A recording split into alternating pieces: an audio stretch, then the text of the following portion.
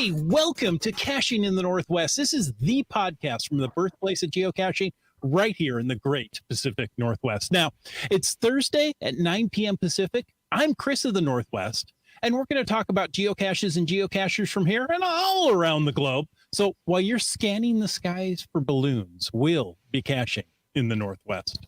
Oh, yeah. Looking for red Zeppelins, are you? Yeah. Ooh, that's a good one. Tonight, we're not talking about balloons. We're talking about winter recreation safety. It is winter, you know, with our guest, Chris Bentley from the National Forest Service. Welcome, Chris. Hi, guys. So excited to be on the show. Hey, we're glad you're here. We're going to take care of some business and jump right into questions. Live audience, we want to hear some questions from you, comments, interactions. You know what to do. But first, of course, let's see. I'm Wits End, and it's time to bring in our icy orangutan. Some say he locks himself in a bunker 47 levels below the earth. And others say he was rejected membership to the Possum Lodge. All we know is he's called Land Monkey. Apparently, I failed to keep my stick on the ice, as they say. So. Did I find you handy or handsome or neither? Or handsome. Neither. I guess, yeah. Okay. Oh, well. These things also shall pass. All right. Well, you know what? I want to throw out a quick reminder of our enormous appreciation of the support of our patrons, our patron family here who help keep this podcast coming each and every week. A special thanks to our corporate Denali level sponsors. Well, the first of those that I'm going to speak of, as per is my want, is the Land Sharks. Remember that our friends at Land Sharks are having a sale at 20% off most products, plus that gift with purchase, the free trackable tag for every $25 spent before shipping and tax. And that's $25 Canadian for those who are questioning the currency of choice there. But, you know, American dollars are gratefully accepted. All right. Hey, you know what? Check it all out at landsharkz.ca. They've got it all there. And our other corporate level sponsor, well, that is Gold Country Geotourism. That's right. Visit exploregoldcountry.com. Learn more about the geotours, the region, the vendors, the shops, the restaurants, the places to stay, the things to do. It's all there. Download the app. Why don't you? If you haven't already. If you have, tell us in the chat. We'd love to know if you've downloaded the app and what you think about it. Anyhow, all that stuff can be found at exploregoldcountry.com and on Facebook at, well, you guessed it, Explore Gold Country. And folks, if you want to know more about supporting this podcast, well, click the Patreon link on the cachingnw.com, a website. Thank you so much for all of that. We appreciate our sponsors. Hey, and it's time for the glow. Someone may ask a question about the glow, like, well, what's it all about, Alfie? What is it all about, Alfie? Yeah, well, it's about the geocaching log of the week. You know, whether you read it or whether you wrote it, we want to hear about it because great logs simply make geocaching better. You can send an email or a recording to feedback@cachingnw.com. You can call in. Yes, you can call in to 253-693-TFTC and show us just how you glow. That's right. And this week's glow, well, it's a glow about Lazy Uncle who found Back in the Day. That's a geocache. That's GC22 WMF. GC22 Wednesday, Monday, Friday. Well, okay. Yeah, Whiskey Mike Foxtrot, but it just seemed appropriate. Anyway, the log says the log was thoroughly soaked, and all of the swag, think paper dolls, fared the same. The difficulty terrain was accurate. It was quite a bushwhack down the hill covered in thorns. The geo trail was intermittent at best, but no pain, no gain, right? My dog and I were able to avoid the worst of the thorns while getting to ground zero. Coordinates are reasonably accurate. New fizzy grid square for me. The creek was dry today, but the cache was full of muddy water. Getting up the hill was faster because I knew where to look for the trail. I escaped with my life, my dog, and a new find. I would favorite this, but I'm out of favorite points. Took nothing, left nothing. Signed scrap of waterproof log. Fantastic, right? You know what? We've got a news article that will help our glow this evening. Do you know? Well, you know what? Before I get into the news, let me tell you a little something. If you want to join the conversation tonight and live chat, you guys are so great. I mean, you've already got a huge conversation going. Yeah. I don't know if we need to be here or not, but we're not. going to keep talking anyway. If you want to get in the chat tonight, use the hashtag safety. Let me talk about the hashtag safety in a voice you can understand. And of course, you can use the hashtag FATAS if you want to bring up anything in the after show. We also have 2 other hashtags that we've been tossing about. One of them is hashtag podcast baking to tell us what you've got cooking this evening. And don't forget about hashtag podcast drinking to tell us what you're sipping. Oh, this yeah. evening. LaCroix for me. Oh.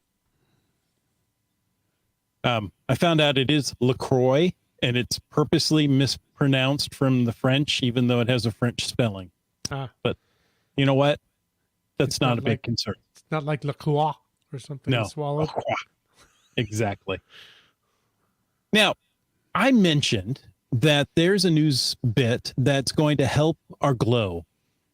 I don't know if you caught this, but headquarters, Geocaching HQ, gave everybody a little bit of love this week in the form of, are you ready? Favorite points. We all get some hearts to throw around our favorite caches. Now, depending on where you read, there was 10 or there were 20 given away. I believe I received 10. I'm going to go take a look now. I didn't know that even happened. I wasn't aware either. Let's see. Or either. Surprise. Yeah. Ooh, Gee, yeah. I didn't get I you got anything. Got a bump up of, looks like maybe about 20, Okay. somewhere in there. I could go. I'm pretty generous with my favorite points, so it's nice to have a little bump in there so I can continue to be so. So you can show love to your favorite geocaches. Oh my. I could go look, but I don't know how many I had before. So I bet you have more than you had before. apparently I'm getting that message tonight. Very cool. Very cool. What Okay. other news do we have? That was fun. Well, a reminder, if you still have one of those virtual reward credits for a virtual cache that you keep forgetting about because it's kind of hidden away on your profile, boy, you're cutting it fine, my friends. You've got 2 weeks. Just under 2 weeks. Yeah. Just under 2 weeks to get that out. 2 weeks. So 2 pitter patter. I'll let you know. I've placed mine and it's in the review process. So Woohoo! who knows when it'll magically appear on the map. But If only you knew a reviewer. I know, think right? sometime within 2 weeks. Yeah, there you go. Well, it's in the queue, so it doesn't Okay. really matter when it goes. Like I beat That's the fair. deadline. I got it into the reviewers queue. Okay. So As did Wet Coaster. I My saw virtual- Wet Coasters get published. He had a neat idea with his. It was kind of cool. I'm looking forward to going and finding that one. Oh, Wet Coaster, need- put the GC code for yours in the chat so folks can go take a look at it. All right. Yeah. I need to interrupt our podcast just to mention that BC Rock Crawler is drinking a Nanaimo bar cream liqueur. Ah, nice. And, boy, that that sounds sweet. okay. Now, enough of that. I think maybe Because- he left his Nanaimo bars out on the dashboard of the car too long. That's right. Yeah. Nothing like a cup holder and a straw, and that's what you go after. Fermented Nanaimo bars, yeah. Yeah. All right. So get those virtual words out there. Enjoy the favorite points, and let's talk about safety with our guest Chris Bentley. If you, the astute podcast viewers, will note that Chris is not with us by video tonight; he's audio only, but he's got a perfect guest for the audio podcast listeners. So, Chris, welcome. We're glad you're here. Well, thank you so much. I'm thrilled to be here. Tell us a little bit about yourself. Yeah, so Chris Bentley, I work out of the regional office of the Pacific Northwest region of the U.S. Forest Service. So that's the federal side of the force um, folks. And we cover Oregon and Washington, so including up in your neck of the woods. Okay. And I've been doing digital communications as a public affairs officer out of that office for 7 or so years, and started out on the Mount Hood National Forest, and had lots of opportunities to do different things all over Oregon and Washington, and including the Okanagan Wenatchee, which is a little bit closer to you all, and beautiful country around there, alpine wilderness, and just gorgeous areas. So, yeah, and I think you asked earlier why I got started with the Forest Service, or what interested me Yeah. initially. Mhm. Yeah. Um, it's interesting. I grew up in northern Utah, in the Ogden, Utah area, and there, I mean, public lands are all over the place. They're basically in my backyard, and and I grew up hiking and camping a lot up in the mountains there. Um, but it wasn't really until I applied for the job on the Mount Hood that I really put two and two together and realized that, oh, yeah, all that time spent hiking and camping, that was all on Forest Service land. Mm-hmm. And so when I made that connection, it was just such a thrill to be able to help out some public lands that I grew to love so much, in a little bit part of the country. So yeah, so that's kind of why I started out in this agency. A great origin story. I like Yeah. it. Um, Chris, everybody has in different organizations and such has faced different and sometimes unique and obviously a little bit unexpected challenges in the last few years. Can you maybe share what some of the major challenges you and your team in the U.S. Forest Service have been facing, and how you're going about addressing them? Yeah. So one of the biggest challenges that I think that we've been facing, that I'm sure all of your listeners are very aware of, is the increase and severity of wildfire that's been occurring all across the Pacific Northwest. I'm sure that we all remember that horrible fire of 2020, Labor Day fire of 2020. Just unheard of, unprecedented fire behavior there. And thankfully, that type of fire behavior only comes around a couple of times a century. But we have seen increasing amounts of wildfire activity all across the West, and we've tried to ramp up our resources, and to try to think of increasing our use of technology, and basically trying to ramp up all of the resources that we possibly can to confront these increasing in severity fires. But the reality is there are only so many firefighters to come, to go around, and so we've had to be very strategic in where we deploy those resources and how. So I think that's a very clear and present concern and challenge that we're facing. And you mentioned over the last couple of years, it's really interesting thinking about since the start of the pandemic, early 2020, we basically went from business as usual to having none of our visitor centers open, having a lot of our forests actually closed, having the national parks closed to visitors, early on in the pandemic, as you probably recall. Mm-hmm. And so the Forest Service really scrambled early on, just trying to figure out how and where to offer visitor services. And thankfully, know that we're not totally out of the woods with the pandemic, but thankfully, all of our offices have been able to open, and we're somewhat back to normal as far as visitor services. But the year of 2021 was a absolute record year for the number of visitors. And if you think about why that would be, a lot of the venues that people normally thought of as far as what to do on weekends and just a fun activity to do on an afternoon, a lot of those opportunities weren't available in 2021 because they were either closed because of mandates or staffing issues. And so what a lot of people decide to do, instead of hitting a concert or a bar or whatever indoor venue that they might choose of, they were hitting the forest.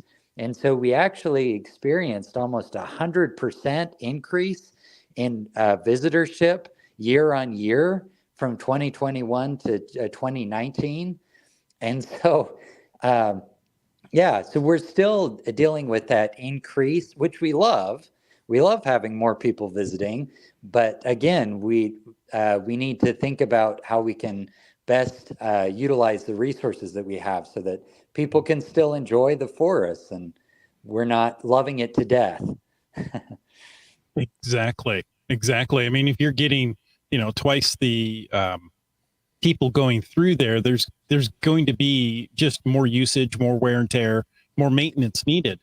Are you working with local communities and some of their stakeholders to help to manage the forest and to promote conservation?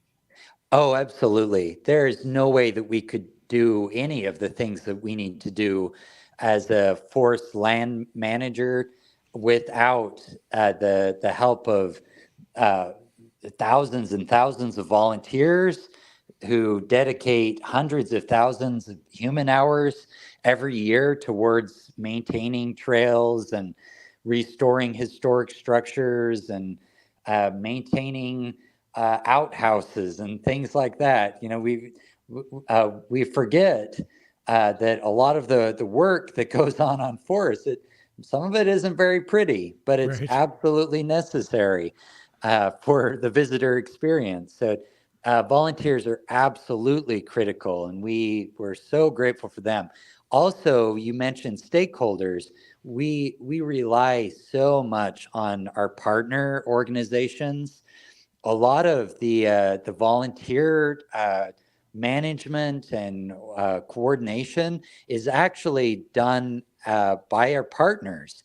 So we might have a partner coordinator on a forest, but that person probably coordinates with hundreds of organizations.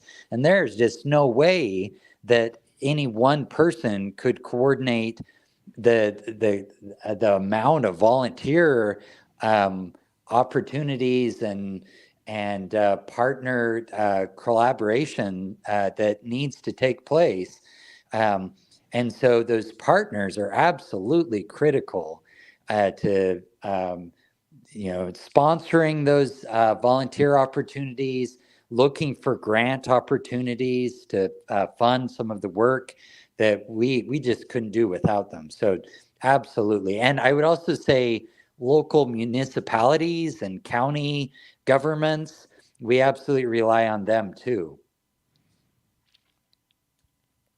So there's a whole lot of people helping out to make things happen so we can go out and enjoy the national forests and parks. Yeah, they're kind of the silent heroes. Yeah.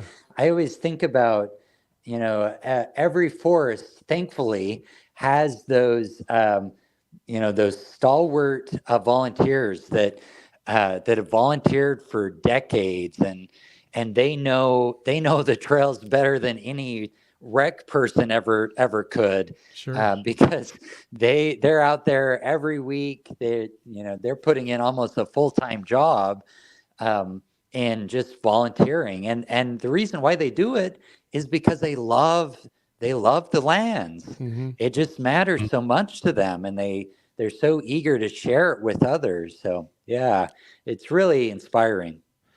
Well, we're grateful for everybody that's involved with that. And I know a lot of people have summer plans to go camp and visit the national parks, but there's a lot to see outside of summer too. And we're here talking tonight about winter safety specifically. There's been some rather severe Arctic blasts and winter storms coming through lately. It looks like, more's on the horizon. It's February, but winter's not over yet because, well, my calendar, that's late March. How has the latest round of weather affected the forest and all the managed lands and that kind of those areas that you work in? Yeah, you're absolutely right. This has been, a real winter. I Yeah. think we for the last several years. I mean, we've had some pretty mild winters, and some years we might not get hardly any snow at some of the low elevation ski resorts that absolutely rely on snowpack. And so in uh, from that standpoint, we're actually excited to have so much snow. It'll mean that we'll have snow melt, glacier melt, that'll feed our rivers and lakes, which are absolutely crucial to um, fish habitat and so many other aquatic habitats. But you're absolutely right. We've had some severe winter storms too, and so with that, and with winter recreation in general, I'm really glad that you started sort of segueing to this segment by talking about the fact that there really are 4 seasons worth of outdoor adventures on our forest lands. I think that a lot of people sort of take a break for visiting the forest during the winter and early spring, and then the summer always just gets so slammed because that's the time when most people think about Hmm. recreating. But we're really trying to get people more comfortable with winter and early spring recreation, so that maybe we could spread out some of the visitation, so that maybe our summer destinations might get a little bit of a break. Um, yeah. Um, so yeah, the some areas we're watching really carefully to make sure that there isn't severe flooding.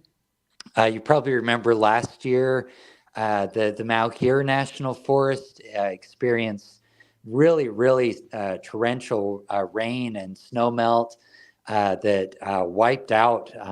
Trying to remember, I think there were almost 50% of the wreck sites that were impacted, and some were totally destroyed by stream, flooding and things. And so we're definitely watching that and monitoring it. Thankfully, so far this year, we haven't had anything quite as extreme.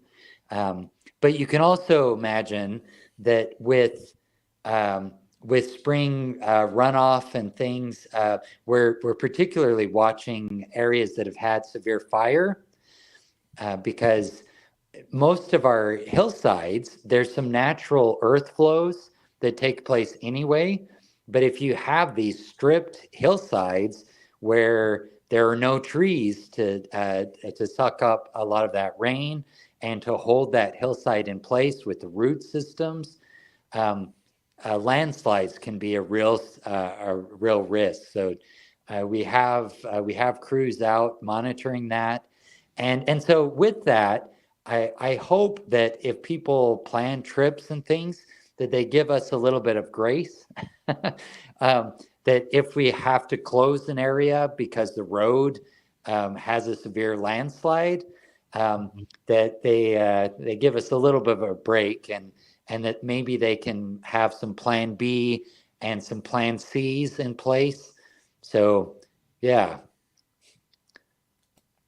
Wow, it's quite a few things there to take into consideration, Chris. So you talked about landslides and flooding events. Are there other safety risks that visitors to the national forest in the winter should be aware of and be thinking ahead of?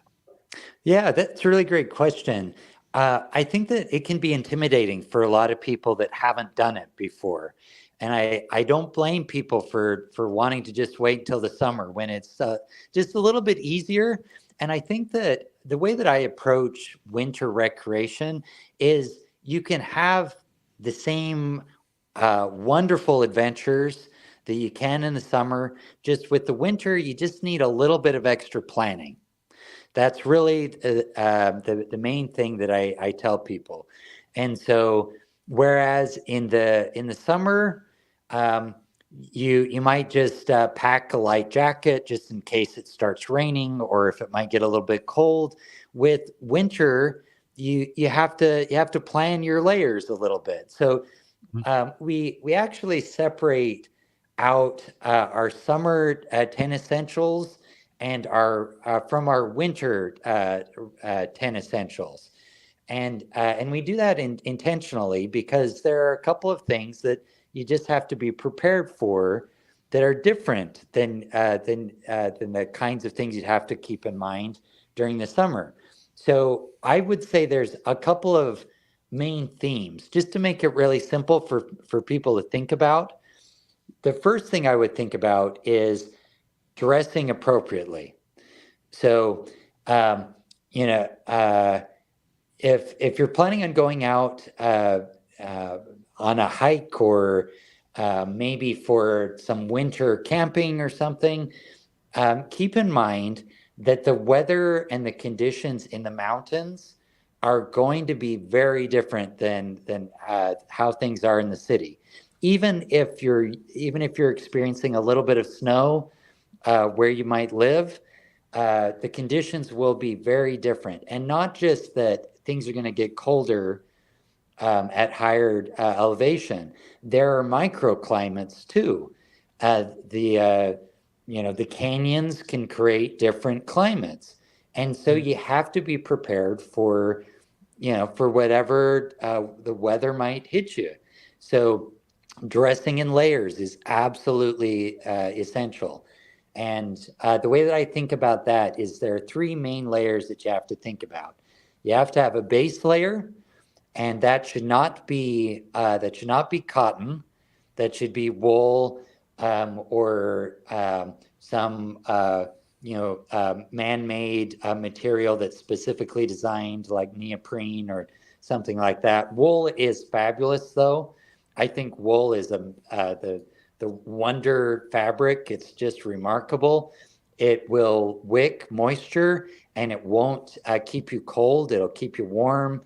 So as you sweat, that's the real danger. Is if you sweat, as you might as you're getting out, your steps in, you're not going to stay wet and stay cold.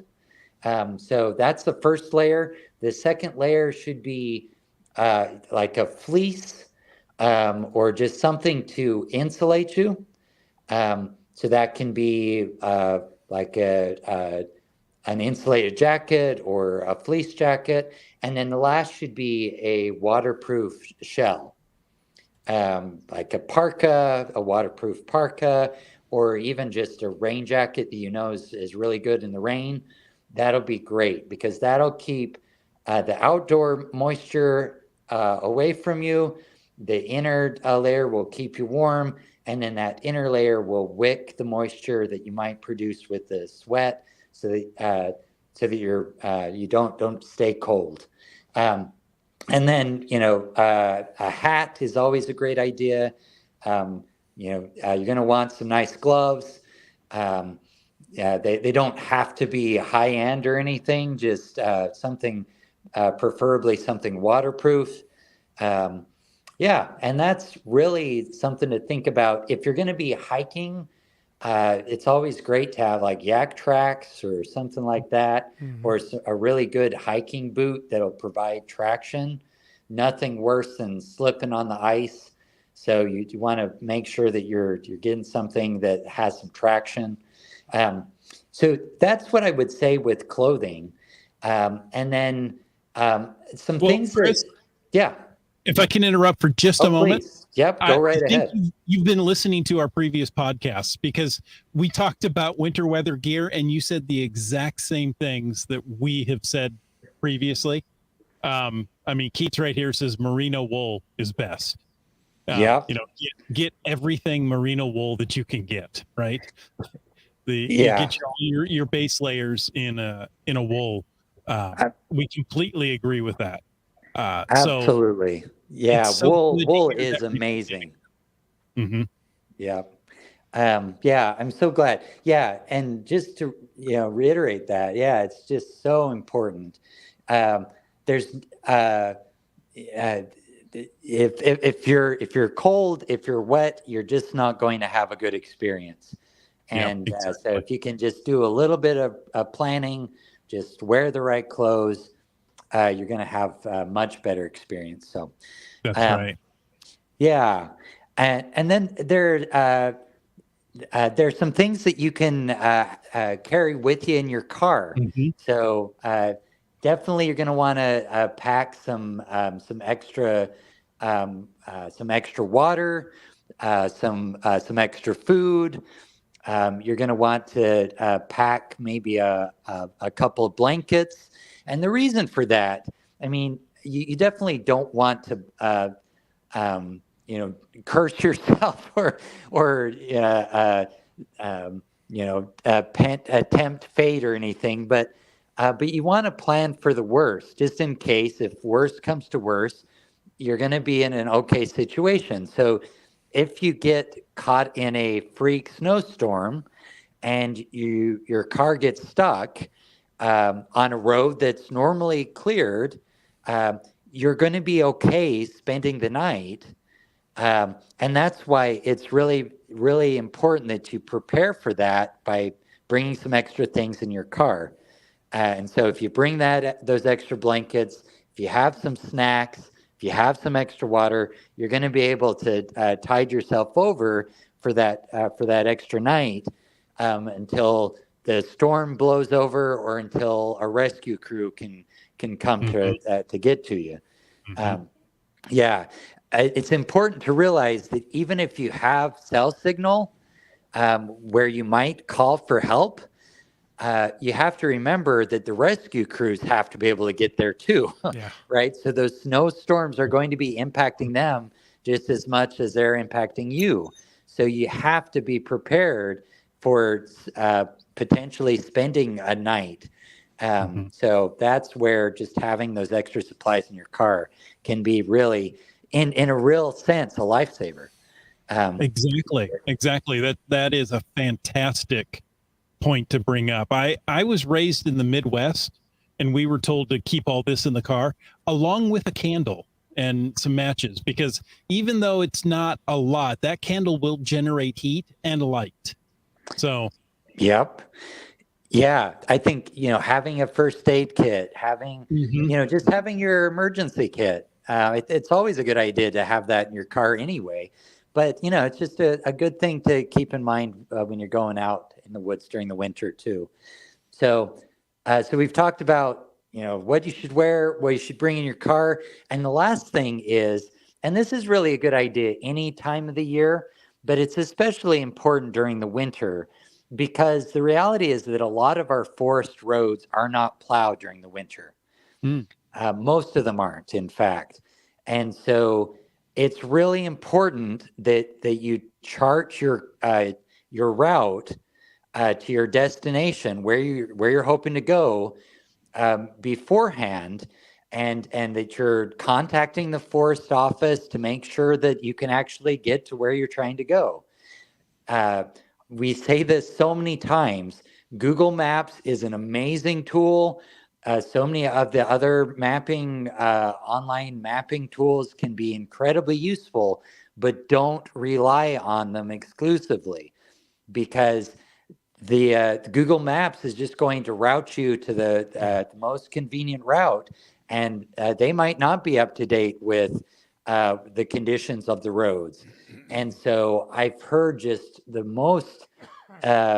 saddest stories of families in minivans traveling down these winter roads, following Google Maps, Yeah. and they're getting stuck. And best case scenario when they're stuck is that they're within cell signal and they can get a tow.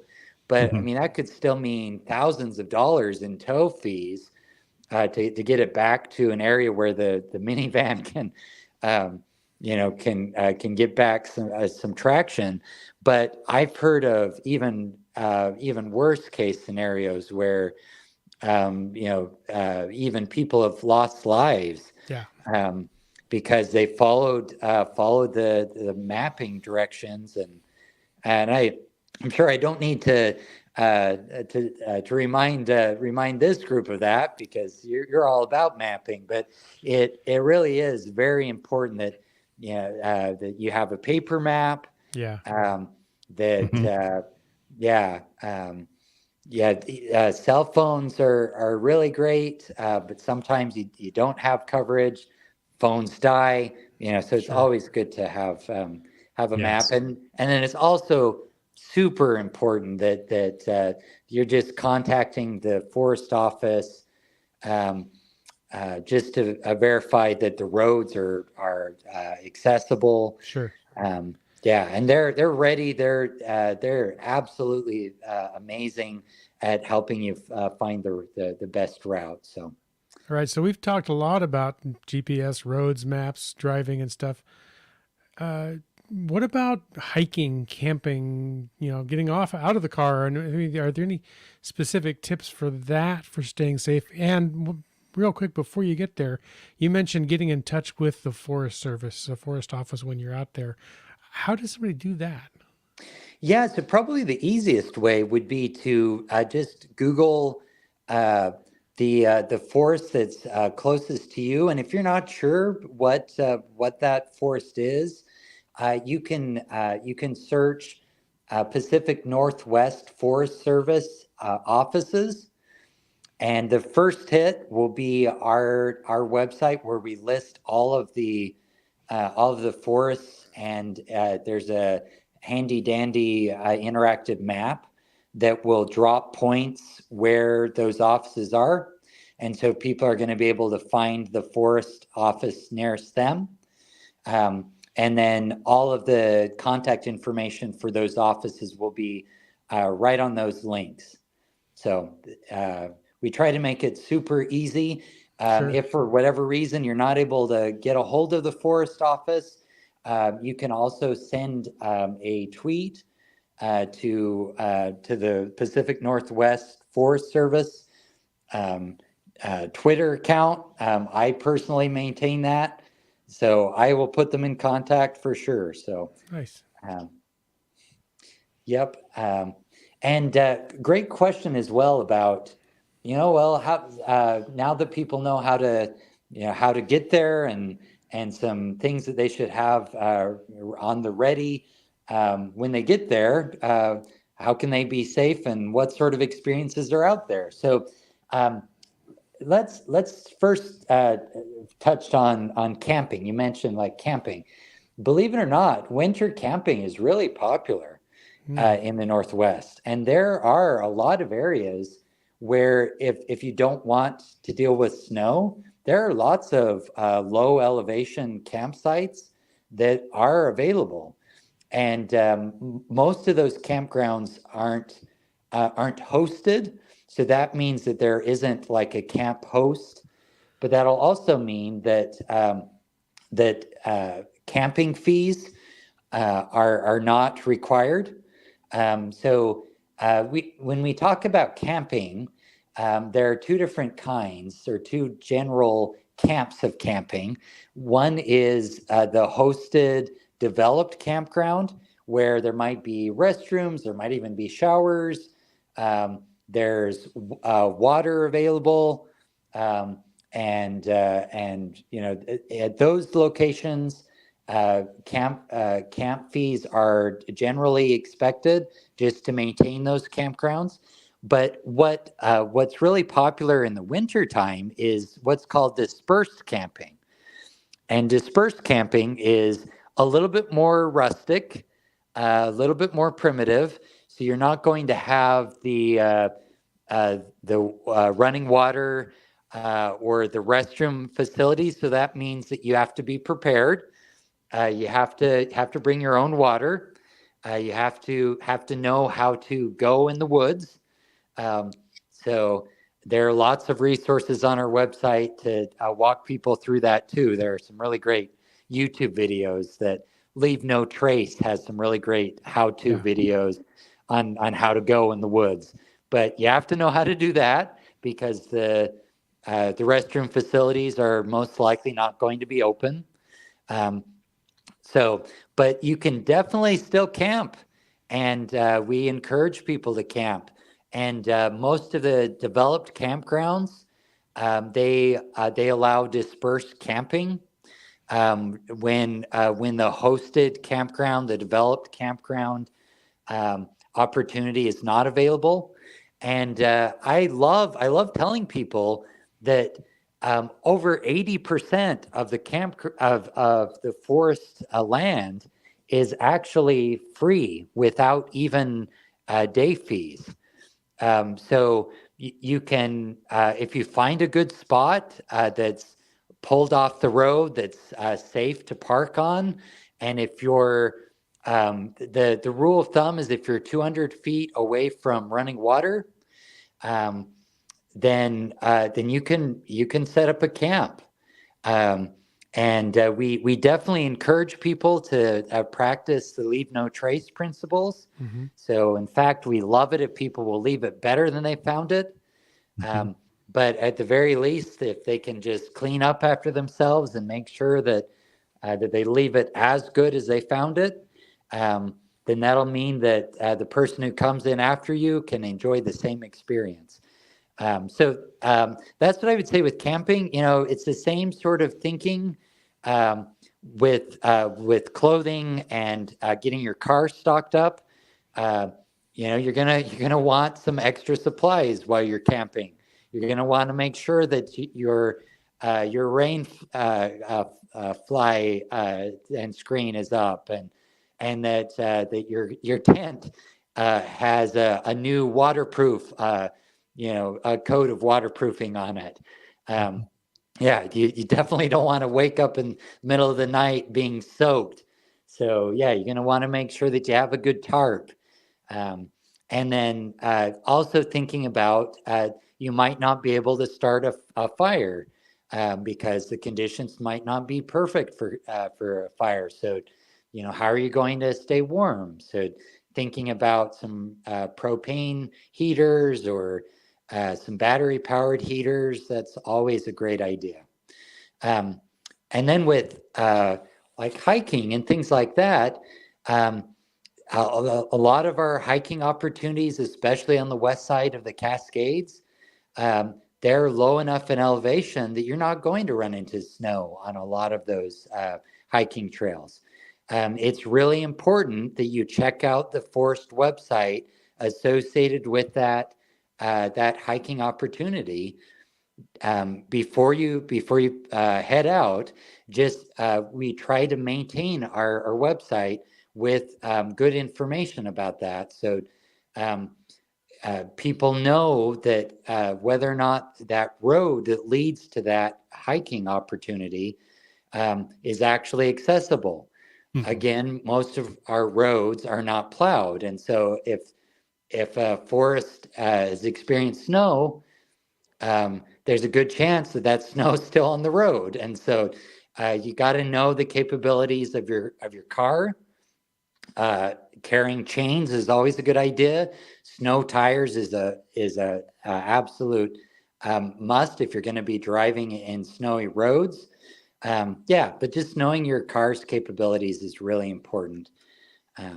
Chris, you've mentioned a lot of valuable information here for folks to make sure they try and keep in mind. I'm curious if there is and I think you've mentioned a few different websites as well, but is there, we often talk about trip planning in the sense of, I guess there's two ways you could look at it. One is plan before you go, like make sure you've done your research, and another is leave a plan behind for people to know what you are going to do. And that's generally, that second part is what we talk about most on the podcast from a safety perspective. But from that first perspective of planning your trip, now you've mentioned a lot of things to consider and a lot of different resources. Is there like maybe one or two definite places people should go if they're planning winter, early spring adventure in the national forests?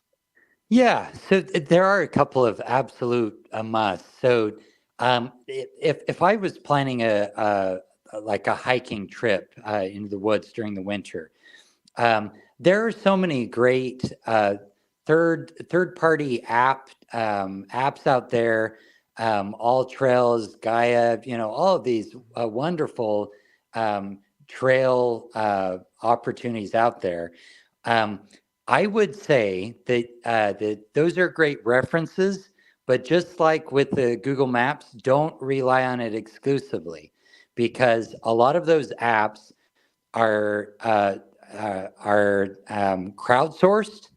The information is provided by users, and there's nothing wrong with that. But sometimes the information isn't totally reliable.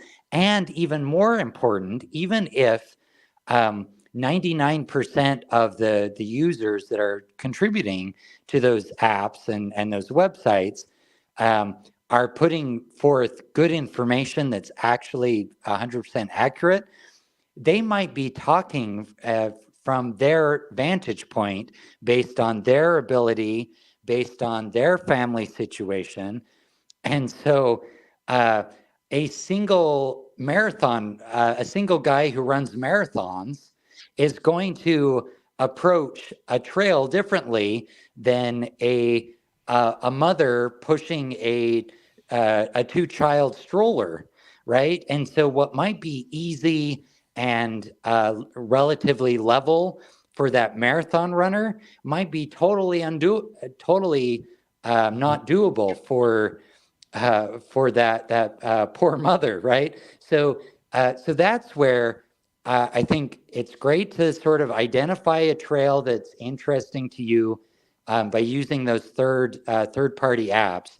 But then you really should visit the forest that you're interested in visiting. And thankfully, if you type in the name of the trail and then the name of the forest, I guarantee you that the first hit will be our site.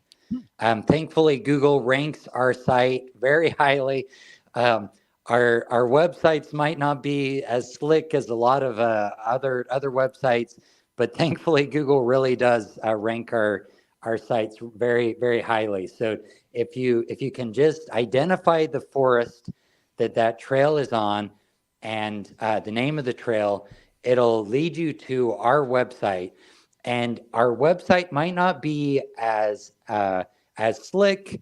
It might not have photos from yesterday, like maybe some of those apps might, but our website is the authoritative answer. So if we say that you can't access this during the winter in a regular vehicle, please trust us. Don't risk it, because you're going to be one of those sad stories that I'll have to tell about. And I hate that, because I love people having good experiences. So and then I'd say it's a 3-parter. So check out using those third-party apps. Visit our website to get the authoritative answer. And then the third is to verify things, to make sure that the website is current. Call the office, reach out to the office. So just give them a call, and they're going to be able to tell you for certain. And if you do that, you're going to be prepared. And I'm really glad that you mentioned that second step too. Let people know where you're going and when you should be back, and what they should do if you're not back. Yeah, having spot devices or emergency devices like that will locate you is great. If you don't have that, and even if you do, it's still such a great habit to get into. Just let someone know, let them know where you're going to go and when you should be back and what they should do. Yep. Fantastic. We've got some people in the chat and they've brought out good points. We talked about camping and fire safety. Keats says be 100% sure that campfire is fully put out before hitting the hay. Oh my goodness. How in the world could I forget that? Yeah, please, please, please don't leave your campfire unattended, and do make sure that it's completely out and cold to the touch. Exactly. The rule of thumb, drown it with water, stir the embers, and then touch. I recommend just touching gently with the back of your hand. And if it's still too hot to the touch, it's too hot to leave. Yeah. So just add some more water, stir some more. Yeah, I can't tell you how many escaped campfires result in wildfires. Over the last several years, 90+% of our wildfires that we have to deal with have been human caused. So you can help us so much by just being conscientious, and never leave a campfire unattended. Nice. Let's see. Limax says also learn the difference between all-wheel drive and four-wheel drive. Yeah, it's kind of challenging because a lot of very bite-sized cars that have really low clearances. A lot of them are coming with all-wheel drive models now. Mm-hmm. But if you're going to be driving on rough terrain roads, there are a lot more things you have to keep in mind than just whether or not all four wheels are going to spin at once. Yeah. That's right. I would say that the biggest factor is carriage clearance.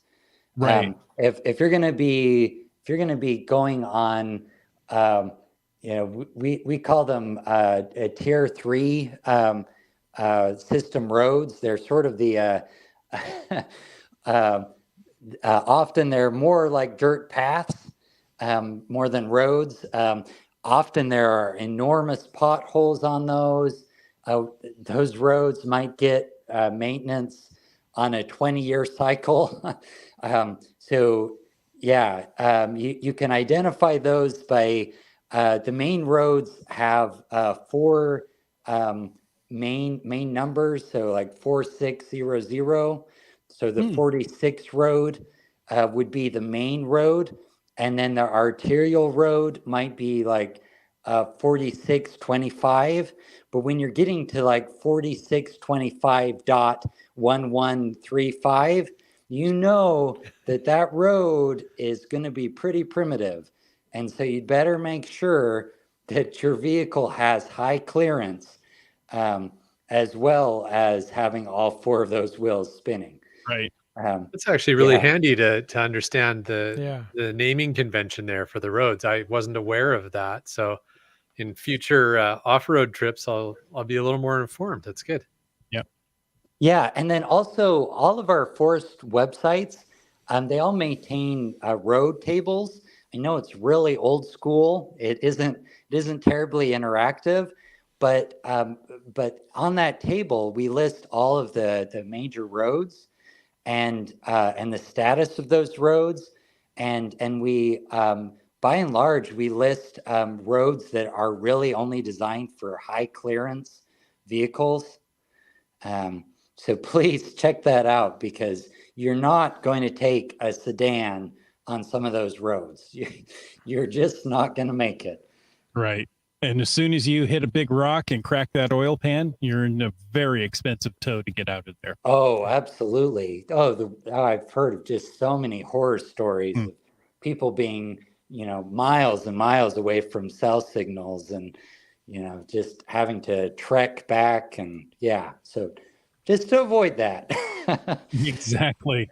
Yeah. Chris, thank you so much for spending your evening talking with us. This has been very informative. We even got tidbits of how to understand what tier the roads are that we'll be traveling on out in the forest. That right there was great for me.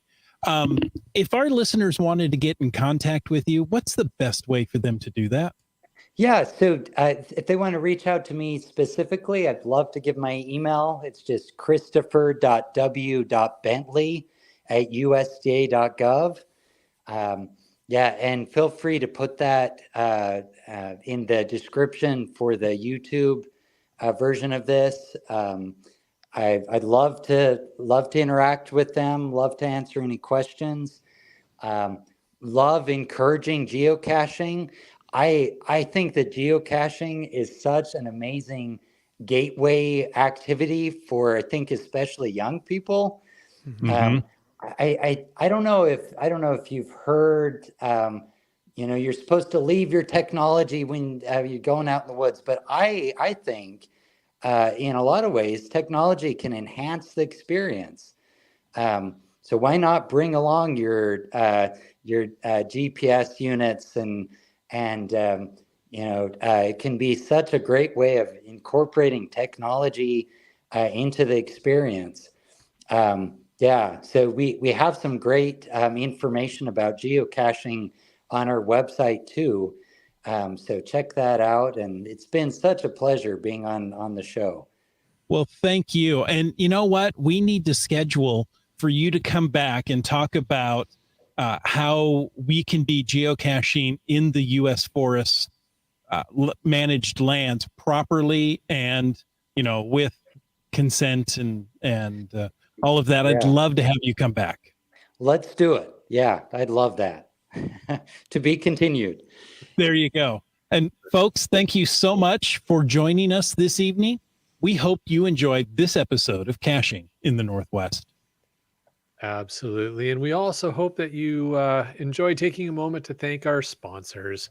Of course, our corporate Denali level sponsors would be Land Sharks, Landsha. Let me try that again. LandSharkz.ca. And also Gold Country Geotourism, which I won't spell that out because I think you can figure that one out. Those are our two corporate Denali level sponsors. Landsharks.ca is the outdoor adventure and geocaching store. Check them out online. They're shipping those online orders daily. And for absolutely amazing geocaching adventures, check out exploregoldcountry.com. Download the app and be the cool kid in the class who downloaded the app. All right. And, we want to thank all of our faithful Denali level supporters. That's Landsharks, Gold Country Geotourism, but wait, there's more. Team Squirrel, Groovy Owl, and Cashly, the geocaching app. We should have Nick back on the show. I'm sure the app has had some updates since the last time we talked to him. Very likely. All right, yes. well, folks, if you want to know more about supporting this podcast, make sure to head on over to our website at cachingandw.com, a website. And, I really threw myself off there. And look for that Patreon link and just give it a click. Oh, we'll have to do this more than once a week just so we can get the rhythm, right? Something like that. We have great patrons like GSM times 2. And Wet Coaster. And Just Finding Our Way. Sege Hove. Doramore. Kennel Barb. Seebeck Tribe. Log Work. Untaeus. And our newest, RAR 285. Sprouter. Donners. Skyhawker. Boomer 365. Al Robrick. Geocaches. B Pendragon. Hey, just hiking with them this past weekend. It's Trexer. And JCar. Hey, thank you. You know what I'm talking about. MC3 Cats. Terrible Lunch, Great Cacher, Gas Station Tuna. Oh, let's make it awkward. GeoNav Pro. LG 9000. Fairwood West. Genies. Subway Mark. Hey, it's you, Dak. The Camp Clan. Doing all the maths in the chat and deducting the points from everybody, it's Limax. Indeed. And Core's got Team Noltex. Wino Seattle. You Talks to Rocks. Keats 94. Kid Vegas 19. Dick Magnet. M Nerf. Flagman. Kev MacD. Ackerduck. Whidbey Island Gal. Ari 54321. Peach of Washington. And just a wee bit south of me, CRS 98. Oh. And Green Words. All right. You were saying? I was going to say, thanks for taking the time to listen to this episode of Caching in the Northwest. Your support helps keep the quality shows coming. If you like the show, click on the Patreon link in the cachingnw.com website. Now, if you didn't like the show, let us know what you want us to talk about. In either case, please subscribe on Apple Podcasts, Google Podcasts, Stitcher, iHeartRadio, Spotify, and all the other ones. Subscribe and give us a review. Now, if you were in a restaurant, you would leave a tip.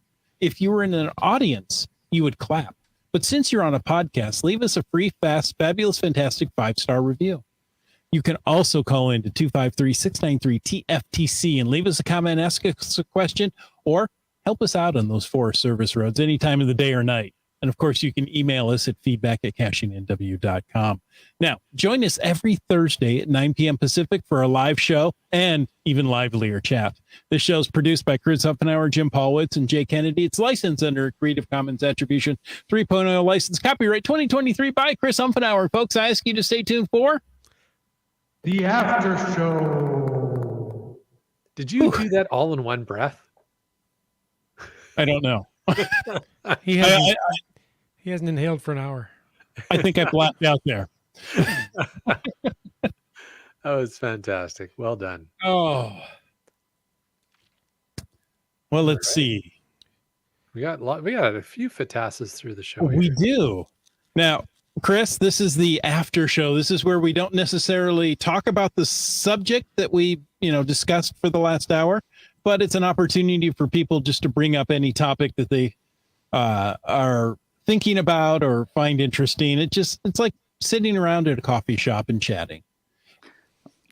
Sounds great. Yeah, Yeah. you're welcome to hang out if you like. One question that I saw come up that you may want to catch for you is, are you an active geocacher yourself? And if you are, what's your geocaching name?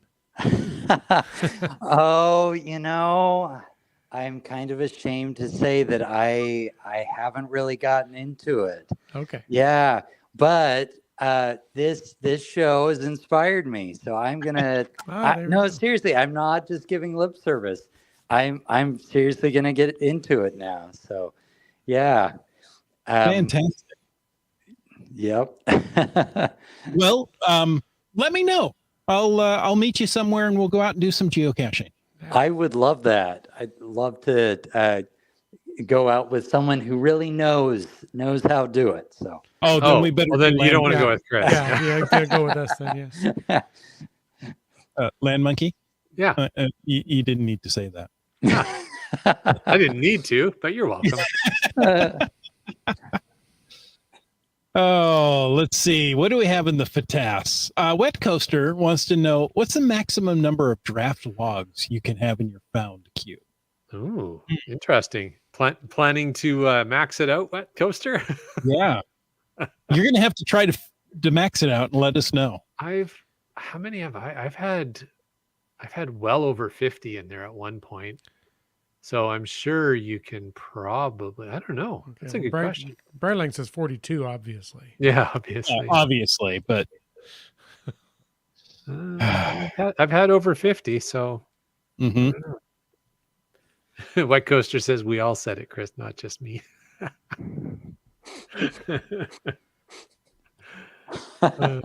Too funny.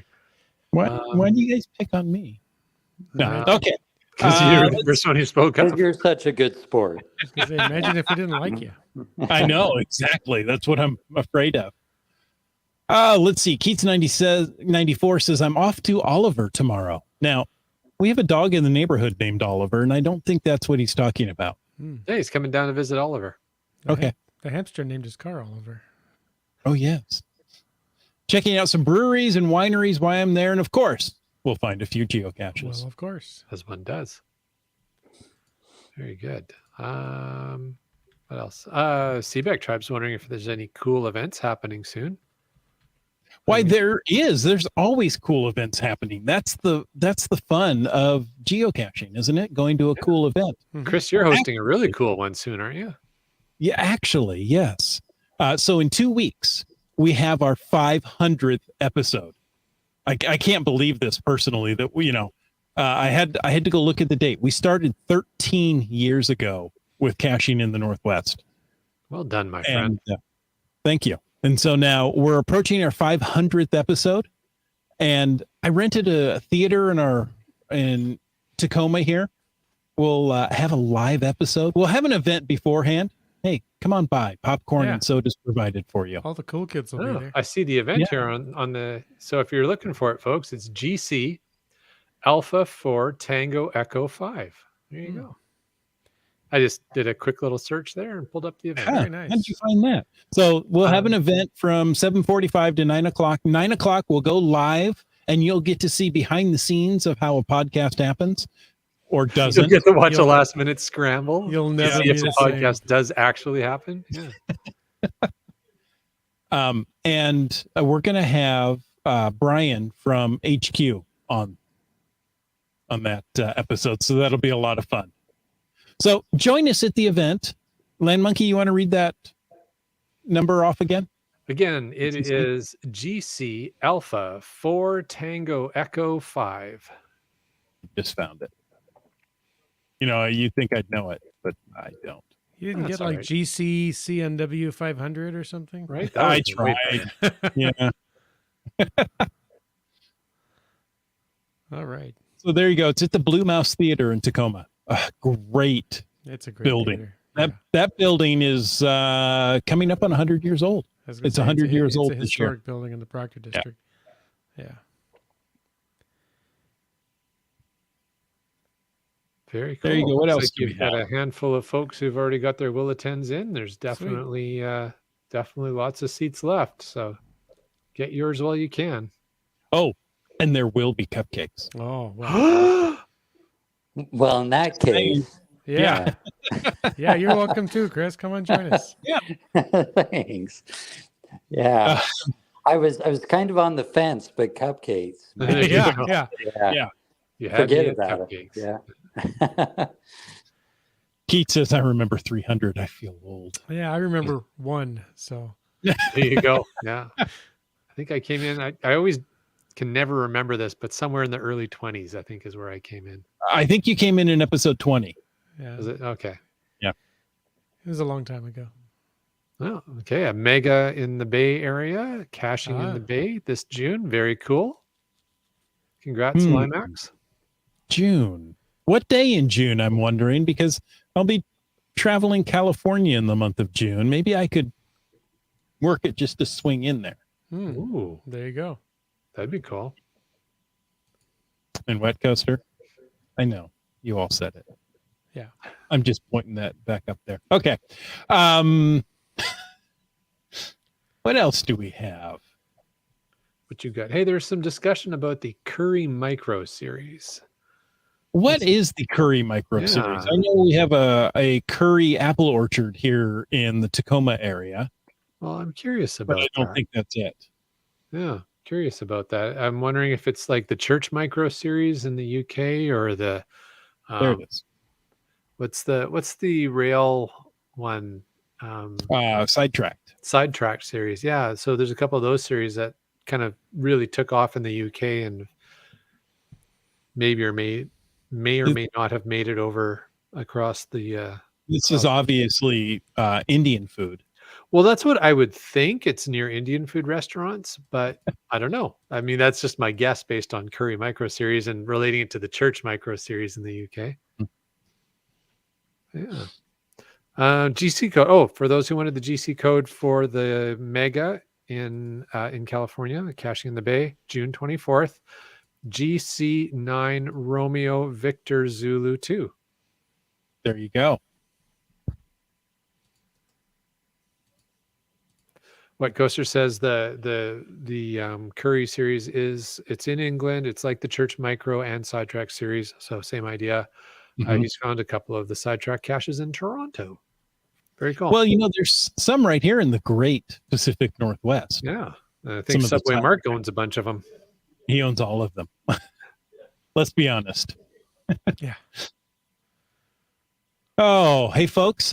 Thank you for joining us again, Chris. Thank you so much for staying up late and being able to squeeze us in between events. We certainly appreciate it. Hey, absolutely, my pleasure, and hope to come back. You got it. Hey, and until next week, get out and get caching in the Northwest.